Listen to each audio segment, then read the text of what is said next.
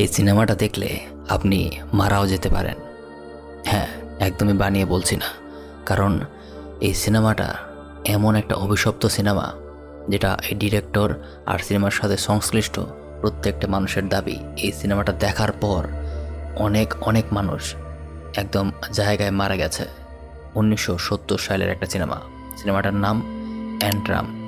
সিনেমার প্রযোজক, পরিচালক আর অভিনয়কারীরা দাবি করে এই সিনেমাটা একটা অভিশপ্ত সিনেমা। এখন পর্যন্ত যে কয়টা জায়গায় সিনেমাটা দেখানো হয়েছে, হয় বেশিরভাগ জায়গায় মানুষ মারা গিয়েছে, অথবা এমন কোনো দুর্ঘটনা ঘটেছে যেটাতে মানুষের জীবনের ঝুঁকি আছে। প্রথমবার সিনেমাটা দেখানো হয় একটা ফিল্ম ফেস্টিভ্যালে, হাঙ্গেরির বুদাপেস্টে। আর সেই জায়গায় 56 জন মানুষ ওই সিনেমা হলেই আগুন লেগে মারা যায়। আর তারপর সিনেমাটা কোথাও দেখানো হয়নি। কেটে যায় 20 বছর। 20 বছর পর সিনেমাটা আবার দেখানো হয় স্যান ফ্রান্সিসকোতে। আর সেখানে যে সিনেমার প্রজেক্ট রিল ধরছিল সেই লোকটাই হার্ট অ্যাটাকে মারা যায়। এরকম অসংখ্য ঘটনা আছে যেখানে সিনেমাটা দেখার পরপরই মানুষ মারা গিয়েছে। এই কারণে এখন পর্যন্ত এই সিনেমাটাকে সবচেয়ে অভিশপ্ত সিনেমা হিসেবেই ধরা হয়। অনেকে বলে যে এটা শয়তানের বানানো সিনেমা। এখন বলুন, কবে দেখছেন সিনেমাটা? আচ্ছা, যাই হোক, এতক্ষণ যেটা বললাম এটা ইন্টারনেটে ছড়ানো বা ছড়িয়ে পড়া একটা খুবই বড় একটা মিথ্যা কথা। সত্যি বলতে এইগুলা আসলে সিনেমার যে পরিচালক, যারা প্রযোজক, সিনেমার সাথে যারা সংশ্লিষ্ট আছে, তারা নিজেদের মার্কেটিংয়ের স্বার্থে এগুলা মানে নিজেরাই প্রচার করেছে। যেমনটা অনেকটা ইয়ার বাইরে বিড়াল ডাকতেছে, আই এম সরি, বিড়াল দরজার পাশে দাঁড়ায় আছে, বিড়াল তো ঘেউ করে না, বিড়াল মিউ মিউ করে, মিউ মিউ করতেছে। যাই হোক, ওই সিনেমাটার যে পরিচালক, প্রযোজক যারা যারা সিনেমা সংশ্লিষ্ট যারা যারা আছে, তারা সিনেমার মার্কেটিংয়ের জন্যই এই ধরনের প্রচারণা চালাইছে যাতে সিনেমাটা একটু হিট হয়।